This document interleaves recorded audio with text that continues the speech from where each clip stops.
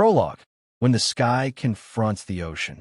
In the age when gods did not merely watch over the world, but ruled it, existence itself was shaped by divine. Mountains rose because a god allowed them to stand. Seas swallowed continents because a god chose to be angry. Among all the powers that govern Olympus has stood two names unchallenged. echo louder than the rest. Zeus, Lord of the sky, and Poseidon, sovereign of the endless seas. The sky and the ocean were never When the meant dust of to legend coexist finally peacefully. settles, the One question represents remains order, unresolved, law, not because and it judgment lacks from an above. answer. The other embodies chaos, emotion, and the untamable depths below. When thunder rumbles across the heavens, the sea answers with rising waves. When lightning strikes, tides shift in response. Their conflict is not always visible, but it is eternal.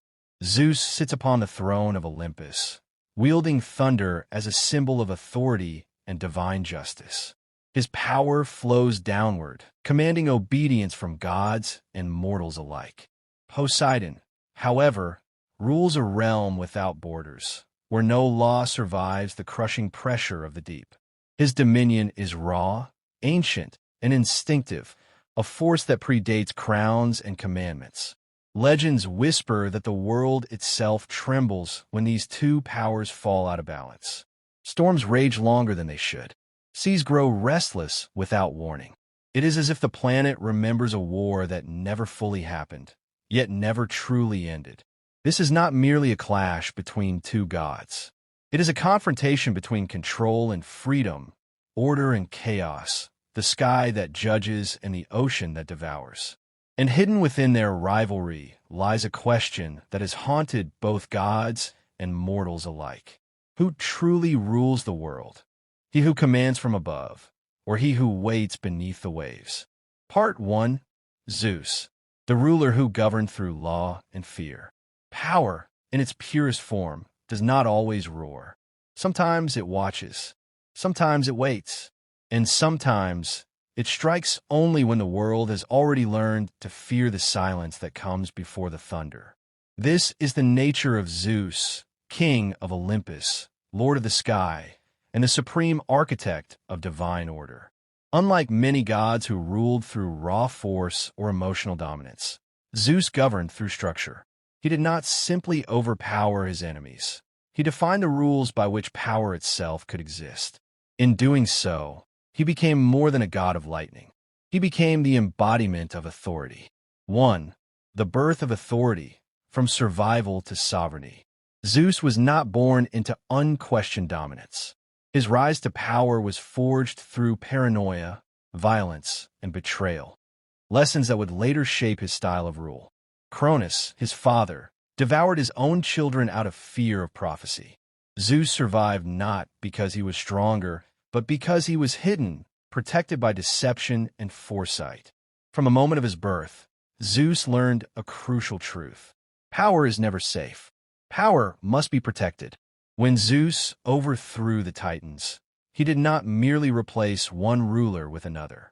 He ended an era of primal domination and established a system where hierarchy mattered. The Titans ruled through brute existence. Zeus ruled through order. After victory, he did something unprecedented. He divided the world, the sky and heavens for himself, the seas for Poseidon, the underworld for Hades. This act was not generosity, it was strategy. By assigning domains, Zeus transformed chaos into administration. He ensured that no single god, not even his brothers, could claim absolute control. Thus, Zeus did not simply win the throne. He institutionalized power. 2. Law as a weapon. Zeus the judge. Zeus' greatest weapon was not lightning. It was judgment. He positioned himself as the ultimate arbiter of justice among gods and mortals alike. Oaths sworn in his name were unbreakable. Hospitality laws, xenia, were sacred under his watch. Betrayal was not merely punished, it was remembered. This legal authority made Zeus terrifying. For while other gods could kill, only Zeus could condemn. Fictional expansion. Ancient myths whisper of a celestial scale hidden beyond Olympus, forged not of gold, but of memory.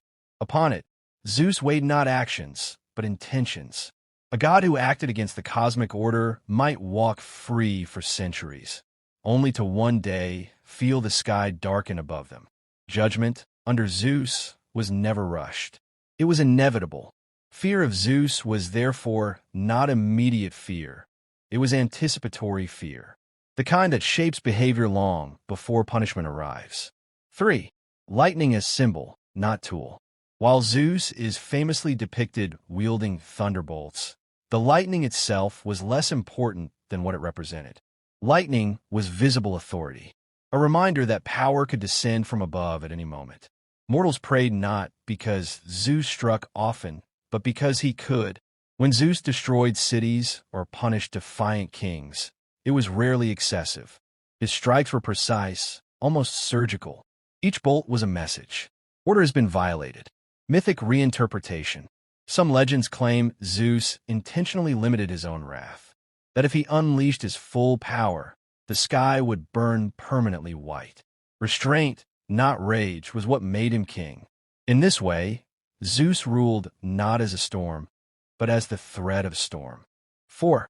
Fear as governance. Zeus understood something fundamental about control. Love is unstable, loyalty is conditional, but fear endures. The gods obeyed Zeus not because they admired him, but because they understood the consequences of defiance. Even Hera, his queen, challenged him only through manipulation, never through open rebellion. Athena, his favored child, upheld his authority not out of blind devotion, but strategic alignment. Fear under Zeus was not chaotic terror. It was organized fear, predictable, structured, and deeply internalized. Fictional element. There's a forbidden tale among the muses that claims Zeus once removed lightning from the sky for a single year. During that time, wars among gods increased, chaos spread, and Olympus trembled. When the thunder returned, order was restored instantly, without a single bolt being thrown. Fear, it seems, did the work on its own. 5. Zeus and the illusion of moral authority. Zeus positioned himself as a guardian of justice, yet his own actions often contradicted moral ideals. His countless affairs, deceptions, and manipulations exposed a paradox at the heart of his rule. But this contradiction was not accidental. Zeus did not claim to be morally pure. He claimed to be necessary. By placing himself above moral scrutiny, Zeus reinforced the idea that authority transcends ethics. What mattered was not whether he was just, but whether order survived. In a darkly ironic sense, Zeus mirrored the structure of the cosmos itself, flawed, violent, yet stable. 6. The silent terror of absolute control. Perhaps the most unsettling aspect of Zeus' rule was not what he did, but what he chose not to do. He allowed certain injustices to exist. He tolerated minor rebellions. He permitted suffering. This selective intervention cultivated uncertainty. No god or mortal ever truly knew where Zeus' limits lay. Dark Mythic Edition.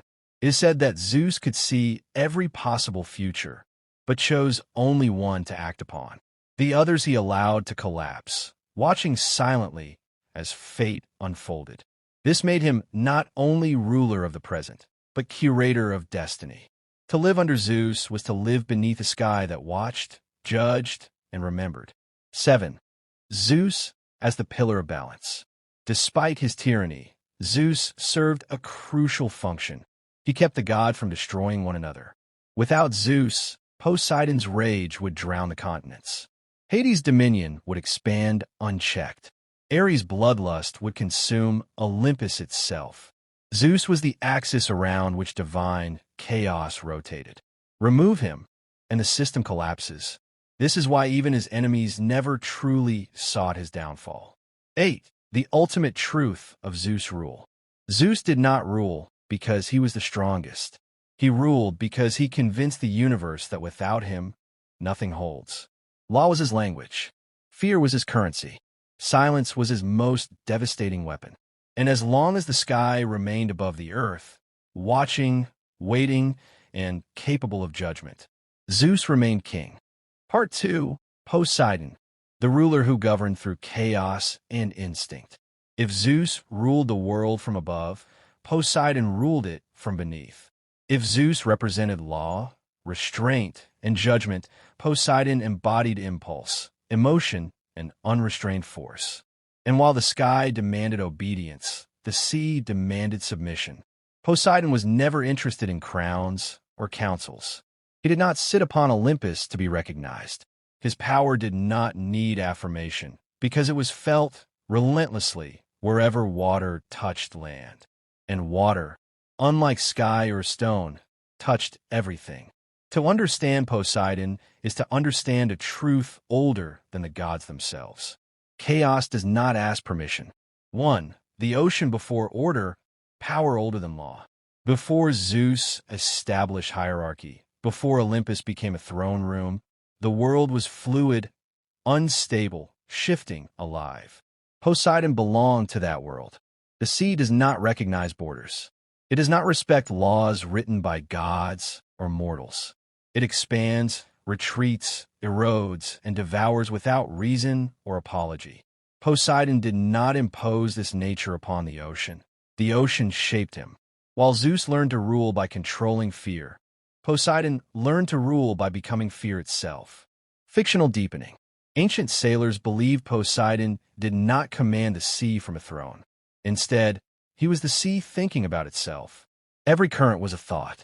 Every storm, an emotion surfacing from immeasurable depth. This made Poseidon fundamentally different from Zeus. Zeus stood apart from his domain. Poseidon was inseparable from his. 2. Dominion without structure, a kingdom that cannot be governed. Poseidon's realm could not be organized, regulated, or stabilized. There are no laws beneath the waves, only pressure, motion, and survival. This was not a weakness. It was his greatest strength. Where Zeus' authority relied on obedience, Poseidon's authority relied on inevitability. No army could march into the ocean. No decree could calm a storm. No rebellion could be crushed because rebellion itself was meaningless in a world without order. Mythic reinterpretation. Some myths claim Poseidon rejected Olympus not out of jealousy, but disdain. He saw Zeus' laws as fragile constructs, temporary dams holding back a force that would eventually break through. And Poseidon was right. 3. Emotion as power, the wrath that shapes continents. Poseidon did not hide his emotions. He did not repress anger or disguise desire. His feelings were seismic events. When he raged, earthquakes followed. When he grieved, tides withdrew unnaturally far from shore. When he felt betrayed, entire cities disappeared beneath the waves. Unlike Zeus, who calculated punishment, Poseidon reacted. But his reactions reshaped the world more dramatically than any deliberate judgment. Expanded fiction. There is a forbidden legend of a drowned civilization, older than Atlantis, that Poseidon destroyed not out of hatred, but heartbreak. Its people had prayed to another god for protection. When Poseidon felt abandoned, the sea rose quietly, swallowing the city in a single night. No sander, no warning, only silence. Poseidon ruled not because he chose to, but because his emotions could not be ignored. 4. Fear without pattern, the terror of the unpredictable. Zeus' fear was structured. Poseidon's fear was random. Sailors could obey Zeus through sacrifice and prayer. With Poseidon, obedience offered no guarantee. A calm sea could turn murderous without cause. A loyal city could be destroyed alongside a defiant one. This randomness made Poseidon terrifying in a way Zeus never could be. Fear under Zeus taught discipline. Fear under Poseidon taught helplessness. Dark mythic layer. It is said Poseidon intentionally allowed some ships to pass safely through storms, only to destroy them weeks later under clear skies. The lesson was simple. Safety is an illusion. 5. Poseidon and the power of creation. Poseidon was not only a god of destruction. He was also a creator, but his creations were wild, imperfect, and dangerous. He birthed monsters, shaped coastlines, raised islands from the seafloor, and gave horses to mankind, creatures of speed, fear, and instinct. Even his gifts carried volatility. Unlike Zeus, whose creations reinforced order, Poseidon's creations challenged it. Interpretive fiction. Some myths suggest Poseidon created horses as a mockery of Zeus' laws, a creature too fast to be controlled, too emotional to be governed. Civilization tamed them eventually, but never fully. Poseidon understood something Zeus did not. Creation without chaos is lifeless. 6. The rivalry beneath the silence. Poseidon never openly challenged Zeus' throne, but his defiance existed in every storm that ignored divine law. He followed the agreement to divide the world, but never accepted its spirit. The sea was not a kingdom assigned to him. It was a territory he would never surrender. High drama fiction. There is a whispered myth that Poseidon once rose from the ocean, trident in hand, and stood beneath a storm Zeus himself had summoned. Lightning struck the waves repeatedly, and the sea swallowed every bolt without resistance. Zeus watched in silence. Poseidon did not look up. No words were exchanged. None were needed. 7. Instinct over intellect. A different philosophy of power. Poseidon did not believe in foresight or destiny. He believed in reaction. Where Zeus planned centuries ahead, Poseidon acted in the moment. Where Zeus preserved balance, Poseidon disrupted it. This philosophy made Poseidon unpredictable, but also impossible to outmaneuver. Philosophical expansion. To rule through instinct is to remain uncontainable. Zeus could be anticipated. Poseidon could not. And in a universe governed by prophecy, unpredictability was a weapon. 8. The sea as the final truth. Everything returns to the ocean. Civilizations rise, expand, and decay, but their ruins sink. Mountains erode into rivers. Rivers flow to the sea. Even the blood of gods eventually dissolves into water. Poseidon did not need to conquer the world. Time did it for him. Mythic conclusion. There is an ancient belief that when the gods finally fall silent, the sea will remain, moving, breathing, remembering. And Poseidon, whether alive or gone, will still rule through what he left behind. 9. The unspoken balance. Zeus knew that if Poseidon ever sought control, the sky would lose.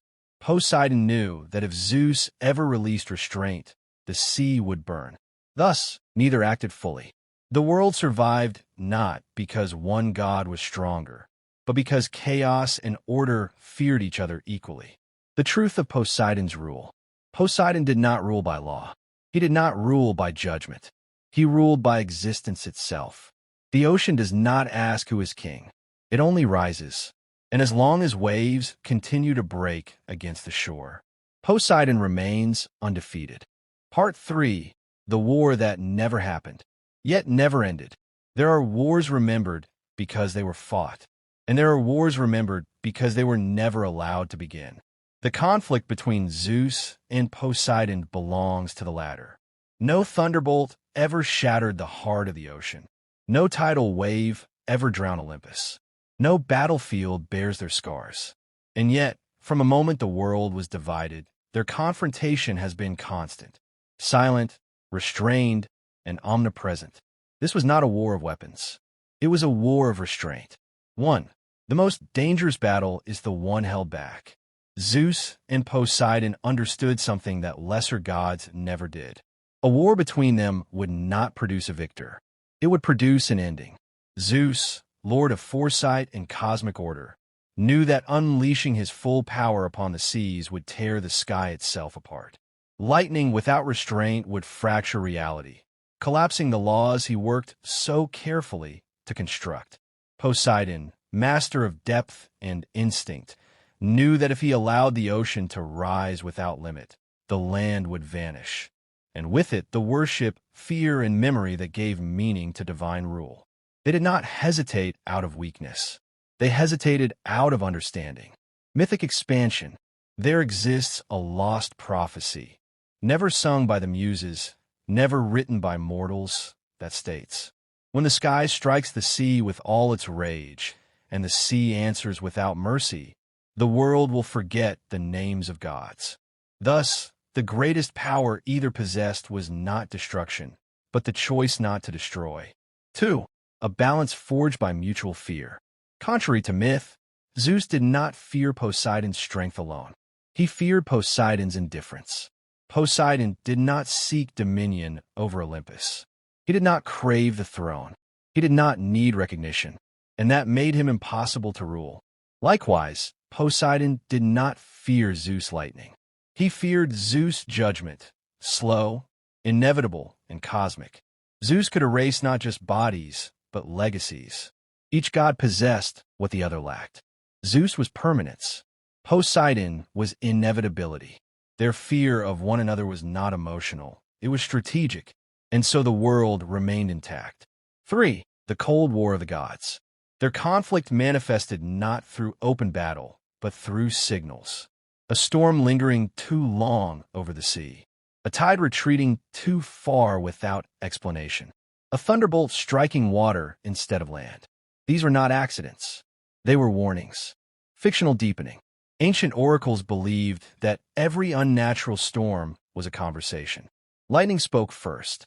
Waves answered. The silence afterward was the agreement to stop. Mortals never heard the words, but they lived beneath their consequences. The world as the battlefield. Unlike mortal wars, this confrontation had no borders. Every coastline was contested territory. Every horizon marked a line of tension. Zeus ruled the vertical, the sky above, the law descending. Poseidon ruled the horizontal, the spread, the pull, the erosion. Together, they formed a cross upon which the world was suspended. Remove either axis, and existence collapses. 5. Why neither could win. Victory requires submission. Zeus could never force the ocean to obey law. Poseidon could never allow chaos to erase structure completely. If Zeus won, the world would become sterile, frozen in perfect order, devoid of freedom. If Poseidon won, the world would dissolve, fluid, infinite, and meaningless. Philosophical expansion. Order without chaos becomes tyranny. Chaos without order becomes oblivion. Thus, victory itself was impossible. 6. The illusion of peace. The absence of war did not mean harmony. It meant containment. Zeus tolerated Poseidon's storms as long as continents remained. Poseidon tolerated Zeus' laws as long as the sea remained wild. Peace was never trust. It was compromise under threat. And it worked. 7. Mortals caught between titans. Humanity existed in the space between sky and sea. They prayed to Zeus for justice. They prayed to Poseidon for mercy. Often, neither answered. This neglect was not cruelty. It was consequence. Mortals were not meant to be protected from divine balance. They were meant to endure it. Dark reinterpretation. Some philosophers claim that humanity survived precisely because Zeus and Poseidon could not agree on their fate. Each god restrained the other from erasing them entirely. Thus, mankind lived not by divine love, but by divine disagreement. 8. The moment that almost was. There is one story, spoken only in fragments, that claims the war nearly happened. A moment when the seas rose higher than ever before. A moment when lightning split the sky without pause. The earth cracked. Mountains sank, stars dimmed, and then it stopped. No one knows why. Some say Zeus foresaw a future with nothing left to rule. Others say Poseidon felt the emptiness that would follow total destruction. Perhaps both gods, for the first time, felt fear, not of each other, but of the void. 9. The true victor. So who ruled the world? Not Zeus, not Poseidon. The true ruler was the balance born of their restraint. A balance enforced not by peace, but by understanding the cost of victory. 10. The eternal standoff. Even now, the confrontation continues. Every storm is a reminder. Every calm sea is a decision. Every thunderclap is a warning unanswered. The war never happened, because it is still happening. The final truth. Zeus ruled the world by law and fear. Poseidon ruled it by chaos and instinct. But the world itself was ruled by something greater. The unspoken agreement between sky and sea not to destroy what neither could replace. And as long as the sky watches the ocean, and the ocean waits beneath the sky, the war that never happened will never end, because it must never be fought. Conclusion. Who truly rules the world? At the end of all myths, beyond thunder and tides, one truth remains unmistakable. Neither Zeus nor Poseidon rules the world alone. Zeus governs through law, judgment, and the ever-present threat of divine punishment. His authority flows downward from the sky, shaping order, hierarchy, and the illusion of stability. Without him, the cosmos would fracture into endless conflict. Yet his rule depends on restraint, for absolute control would turn order into tyranny. Poseidon, by contrast, governs through chaos, instinct, and inevitability. The ocean does not command obedience, it demands surrender. His power cannot be legislated, negotiated, or contained.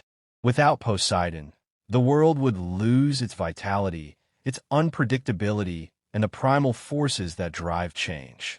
Yet unchecked chaos would dissolve all meaning. The world survives because neither god can triumph without destroying what makes ruling worthwhile. True dominion, then, does not belong to the sky or the sea, but to the balance forged between them. It is the silent agreement born of mutual fear, mutual respect, and the shared understanding that total victory equals total annihilation. Zeus and Poseidon are not rivals in a battle awaiting its final blow. They are opposing principles locked in eternal tension: order and chaos, control and freedom, judgment and instinct. And it is within that tension that the world endures. So when thunder echoes across the horizon and waves answer from the depths, remember this: the true ruler of the world is not a god with a throne or a trident. It is the fragile balance that neither dares to break. Prelude: the lightning of power and desire. At the summit of Mount Olympus, where clouds bow and thunder kneels, one name reigns above all others: Zeus. To mortals, he is the architect of order, the guardian of cosmic law, the hand that strikes down chaos with divine lightning. Yet behind every brilliant flash of thunder lies a darker echo, a whisper of longing, temptation, and unrestrained desire.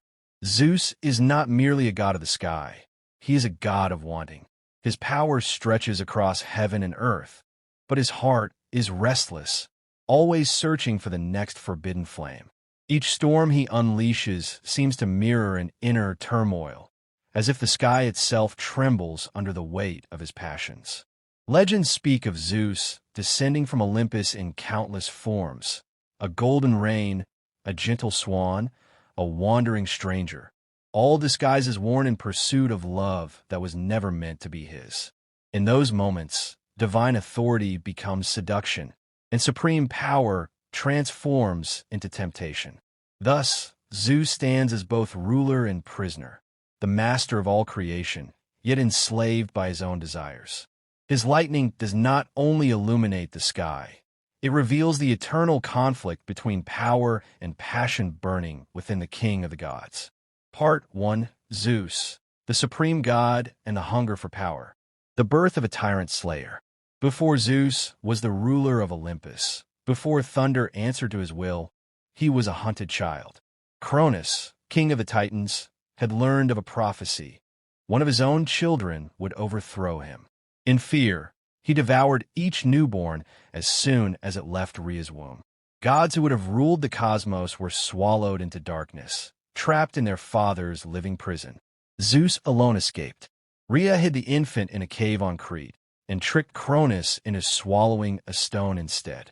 There, nurtured by nymphs and guarded by the Curetes who clashed their shields to drown out his cries, Zeus grew not just in strength, but in resentment. He learned early that power is the only shield against annihilation. This childhood shaped him forever. Zeus did not grow up learning love. He grew up learning survival. And survival, for a god destined to rule, meant one thing: dominance, overthrowing the old world. When Zeus reached maturity, he did not return to his father seeking peace. He returned with poison and vengeance. With the help of Métis, Zeus forced Cronus to vomit up his swallowed children, Hestia, Demeter, Hera, Hades, and Poseidon, resurrecting a generation of gods who had never known freedom. Together, they waged a war that tore the universe apart, the Titanomachy. For 10 years, Titans and Olympians clashed. Mountains were hurled like weapons. Oceans boiled. The sky cracked open. And Zeus stood at the center of it all. It was Zeus who freed the Cyclopes and the Cinemanes, monstrous beings imprisoned by Cronus. In gratitude, the Cyclopes forged Zeus his greatest weapon, the thunderbolt, a divine force capable of splitting worlds. With it, Zeus did not merely defeat the Titans. He erased them. Cronus was cast into Tartarus, locked away in eternal darkness. The old order was destroyed, and Zeus emerged not just as a victor, but as the sole undisputed authority of the cosmos. Yet even in triumph, something dangerous was born. A god who learns that violence brings order may never stop using violence to maintain it. The crown of Olympus. After the war, Zeus divided the universe with his brothers. Poseidon received the seas. Hades took the underworld. Zeus claimed the sky, and with it dominion over all. From Mount Olympus, Zeus ruled not merely as a king, but as a living embodiment of law. Oaths were sworn in his name. Justice flowed from his judgment. Even the other gods trembled at his thunder. But power gained through conquest is never fully secure. Zeus understood this. His reign was haunted by the same fear that had consumed Cronus, the fear of being overthrown. He had destroyed a tyrant, yet he knew in his bones how easily a ruler could become one. So Zeus did what insecure rulers always do. He sought total control, not only over the heavens, but over fate, loyalty, and even desire, power and possession. To Zeus, love was never separate from power. Every goddess he seduced, every mortal woman he touched, was not merely an object of affection. She was a symbol of conquest. Each affair expanded his influence, creating bloodlines tied directly to him, spreading his essence across the world. In a sense, Zeus was building an empire of flesh and blood. Heroes like Heracles, Perseus, and Minos were not accidents. They were living monuments to Zeus's reach, proof that no kingdom, no lineage, no womb was beyond his grasp. This was not romance. This was imperialism, the psychology of a god who must own everything. Why did Zeus need so many lovers? The myths offer a chilling answer. Because he could. A being who controls lightning, fate, and law exists beyond refusal. When Zeus desired, the world bent.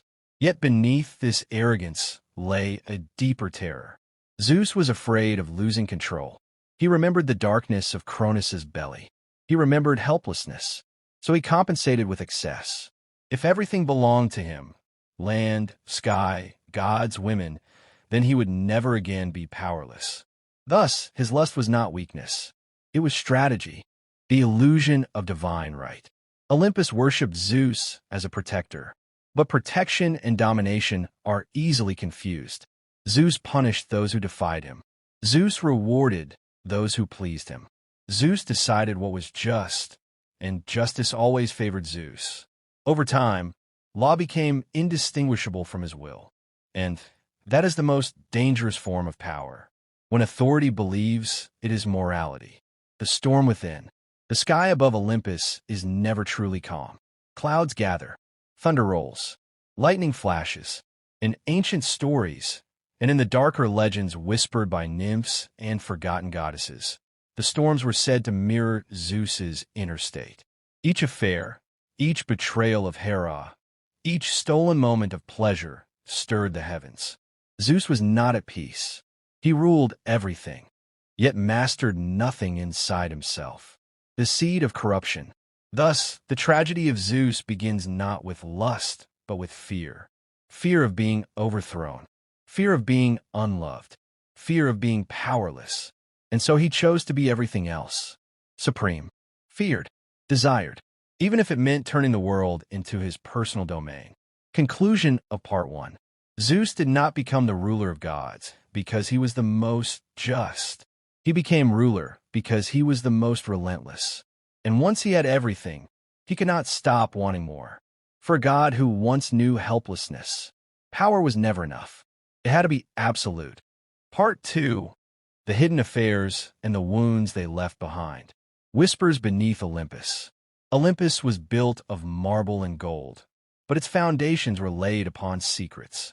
For every hymn sung to Zeus, there was a woman somewhere crying his name in silence. For every statue raised in his honor, there was a life quietly shattered by his touch. The gods called him father. The poets called him king. But many women, mortal and divine, knew him by another name, the storm that passed through their lives and never stayed. His affairs were never meant to be seen. They existed in shadows, hidden behind clouds, behind divine disguises, behind fear. And yet, their consequences were impossible to hide. The art of divine deception. Zeus did not seduce as mortals do. He conquered through illusion. When he desired someone, he rarely appeared as himself. Instead, he became what she trusted. To Leda, he was a wounded swan. To Danae, he was golden rain. To Europa, a gentle white bull. To Alcmene, the very image of her husband. These were not romantic gestures. They were acts of manipulation. By wearing forms that disarmed, Zeus removed the possibility of refusal. How could a woman reject a helpless creature, a sacred sign, a loving spouse? This was seduction without consent, divine power dressed as affection. Io, the girl who became a prisoner. Io was a priestess of Hera, sworn to purity. Zeus saw her, and desire struck him like lightning. To hide his affair, Zeus wrapped the world in clouds and took her. When Hera grew suspicious, Zeus transformed Io into a white heifer. He did not free her. He hid her. Io wandered the earth in animal form, hunted by Hera's jealousy, tormented by a gadfly sent to drive her mad. She crossed oceans, deserts, and mountains, unable to speak, unable to beg for mercy. Zeus watched. The king of gods, who could command heaven itself, let the girl he claimed to love suffer for years. Love, when mixed with cowardice, becomes cruelty. Semele, the woman who died for wanting the truth. Semele was a mortal princess who loved Zeus without knowing his true nature. Hera, cruel and clever, whispered doubt into her heart. If he truly loves you, ask him to show himself. Bound by a divine oath, Zeus could not refuse. When he appeared in his full, godly form, blazing, radiant, terrible, Semele was consumed by fire. She died not because Zeus hated her. She died because Zeus loved himself more. Leda and the swan. Leda never knew she was being hunted by a god. She thought she was saving a frightened creature. Zeus chose the shape of a swan because it symbolized innocence. He wrapped his divinity in feathers and fragility. From that night came Helen, whose beauty would one day ignite the Trojan War. A single act of Zeus's desire would cost thousands of lives. The forgotten mothers. For every famous child of Zeus, there was a forgotten mother. Women who raised divine sons alone. Women who were blamed, exiled, or destroyed. Women whose only crime was being seen. The myths remember Heracles. They forget Alcmene's tears. Hera, queen of betrayal. Hera is often painted as cruel, but she was also a woman repeatedly humiliated by a husband who could not be faithful. Zeus did not just betray Hera, he made a spectacle of it. And so Hera struck back, not at Zeus, but at his lovers and their children. A tragic cycle of victim punishing victim, while the true offender remained untouchable. The empire of illegitimate gods. Zeus's children were everywhere. Kings, heroes, monsters, warriors. Each one was a reminder that Zeus had been there. Olympus became less a family and more a web of unresolved trauma. Conclusion of Part 2. Zeus did not simply love too much. He left too much behind. Broken women, fatherless children, a sky heavy with unspoken grief. And Olympus, for all its splendor, was built upon the tears of those who were never allowed to say no. Part 3. Womanizer or abuser of divine power. The question Olympus never dared to ask. In every myth about Zeus, there is one silence louder than all the thunder. No one ever asked whether the women had a choice. Poets spoke of seduction. Priests spoke of divine romance. Statues showed willing embraces. But in the shadows of Olympus, another truth lingered. How does one refuse a god? When a being controls storms, fate, and punishment itself, consent becomes a fragile illusion. Zeus did not need to threaten. His power was threat enough. The power imbalance of the divine. A mortal woman lived in a world where gods decided harvests, plagues, births, and deaths. If Zeus desired her, what were her options? Say yes, and be marked forever. Say no, and risk divine wrath. Even if Zeus never spoke a threat, the imbalance was absolute. That is not courtship. That is coercion wearing the mask of love. The language of myths. Ancient myths often describe Zeus's affairs using gentle words. He lay with her, he wooed her, he took her. But in the original Greek, many of these phrases also mean he seized. The language itself betrays the truth. These were not equal encounters. They were acts of domination. When desire becomes law, Zeus was not only the king of gods, he was the embodiment of justice. This meant that when Zeus wanted something, it was by definition justified. There was no higher court, no appeal, no divine restraining order. His desire became law, and that is the darkest form of tyranny. When lust disguises itself as righteousness, the victims without voices. Io, Europa, Simile, Liada, Alcmene. The myths tell us what happened to them. They do not tell us how they felt. Their fear, their confusion, their grief. Those emotions were erased by centuries of storytelling that glorified Zeus and silenced everyone else. History was written by the thunderbolt. Hera's tragedy revisited. Hera is remembered as jealous. But imagine being eternally bound to a man who cannot stop betraying you. A man you cannot leave, cannot punish, cannot escape. Hera's cruelty was not born from malice. It was born from powerlessness. Zeus and the pattern of predators. Zeus's behavior followed a pattern. He noticed a woman. He desired her. He altered reality to reach her. He moved on. That is not romance. That is predation.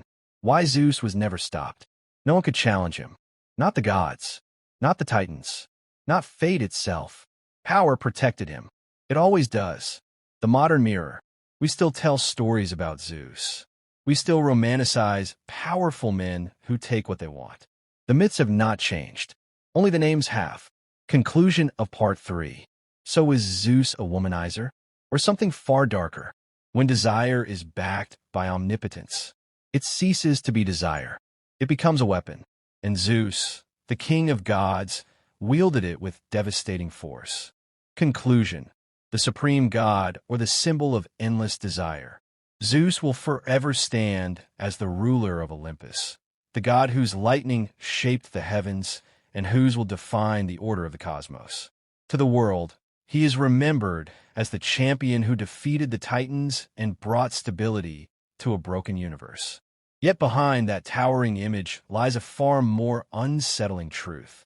For Zeus did not only rule the skies, he ruled over hearts, bodies, and destinies. His countless lovers and secret affairs were not merely stories of passion, but reflections of a god who could never be satisfied. With unlimited power came unlimited entitlement, and with it, a hunger that no conquest could ever quiet. Every new romance was less about love and more about control, a reminder that even the king of gods could not escape his own cravings. In the end, Zeus remains a paradox, the ultimate guardian of order and the ultimate embodiment of chaos within. He created law, yet lived above it. He punished excess, yet indulged in it endlessly. Perhaps that is the true tragedy of Zeus, a god who ruled everything in existence, yet never learned how to rule himself.